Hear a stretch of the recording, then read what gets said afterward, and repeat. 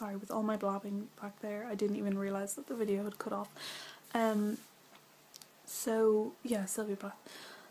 You know, I think she's really inspirational in the fact that back in the times when she was around, like, you know, the 50s, very early 60s, women weren't, you know, they weren't really accustomed to speaking about their feelings, and, you know, they were just expected to be quiet and not, you know, it was a very sexist world. And sorry, I don't mean to sound like a raging burn the bras feminist, but, you know, I really think that it was, you know, she was inspirational in that sense, that, you know, she gave women, well, not, you know, it wasn't like it was her, she felt it was her duty, or, you know, she intended to set out to free women from you know, their silence and the taboo of speaking out about their problems. But, you know, she did, whether she meant to or not, and I just adore her, what she wrote and everything she wrote, and the strength, and, you know, how she didn't hide anything.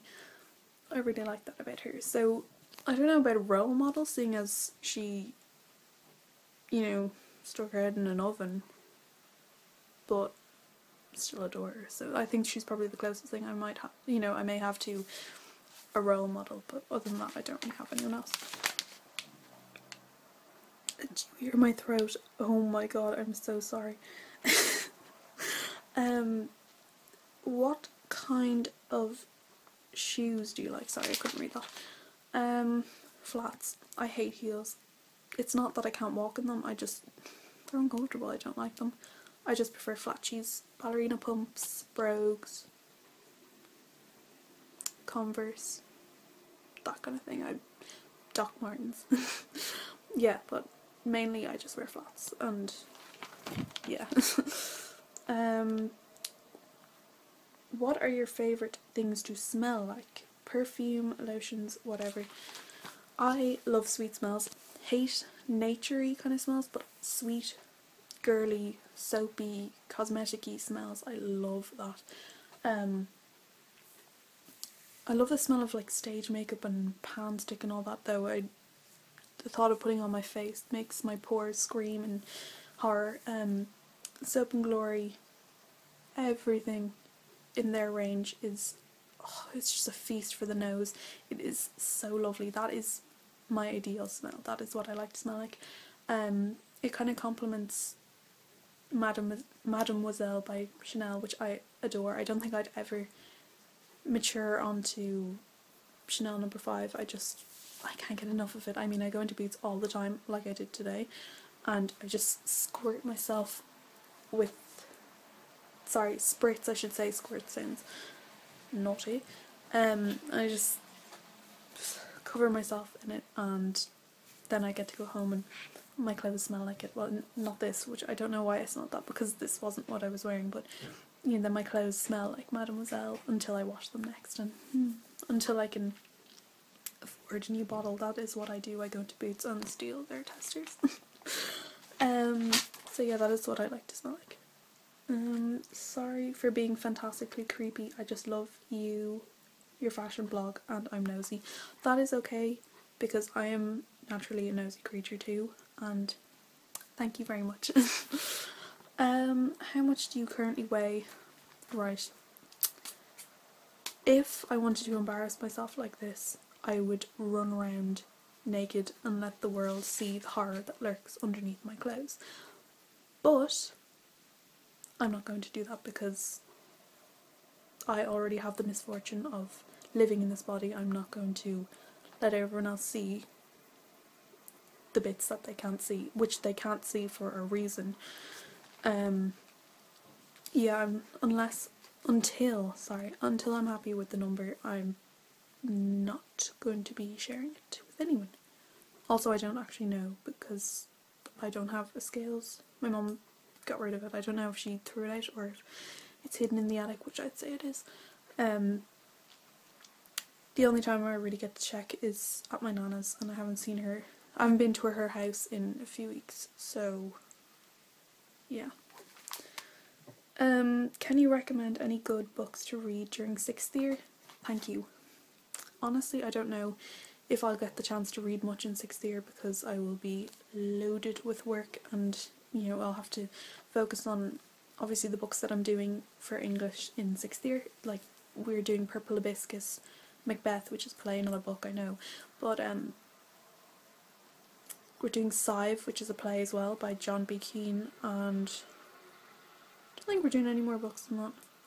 It's not a lot, but the fact that my mind is going to be occupied with those texts and having to quote and learn and all them, I don't think I will be reading much. I'd say something light, like, I don't know, I think Catcher in the Rye would be a good one, which I read a few months ago. No, a month ago, sorry. That would be a good one to do because the language isn't, it's not intricate or anything, but it's, it's an easy to follow story, and hey, teenage angst, who doesn't love it?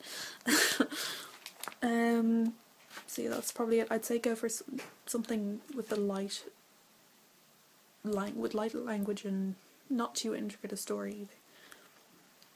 Why not come to England for your degree?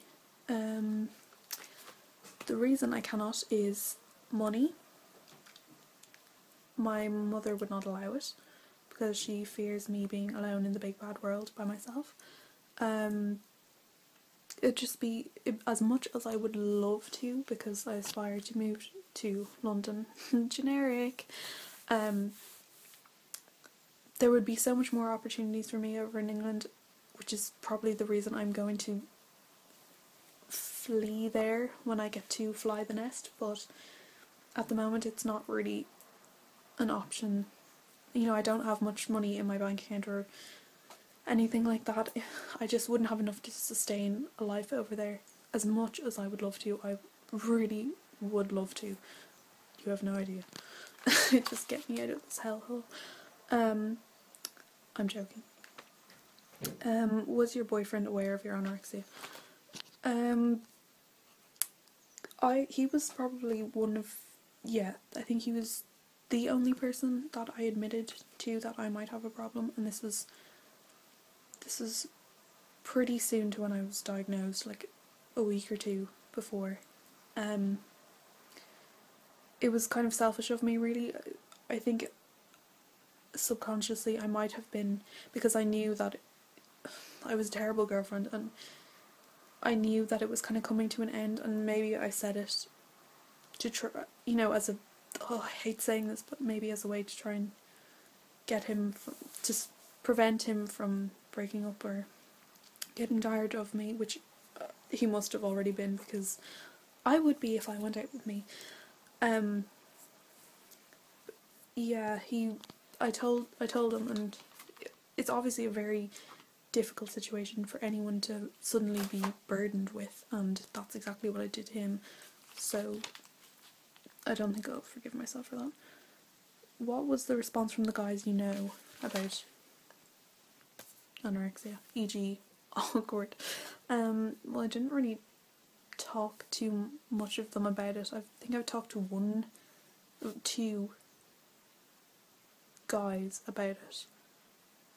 Maybe three. Two of them because they had an eating disorder before, and the other was my boyfriend. And yeah, I mean, I didn't really discuss it with much people apart from my really close friends, and that was kind of it. Are you watching the Olympics? Not really. It's quite boring, apart from the gymnastic bit. I liked that. I watched a bit of that. Other than that, I'm not really a sports fan or anything. What do you think of London? I think everything of London. I adore London. Like, every person in the world, it's, oh my god, London's so cool, I want to go to London. But no, I really do. I love the culture. I just love everything about it. That's where, in a dream world, that is where I would be living right now, and working and being a journalist and cycling around on Mildred, my bike, and I love London.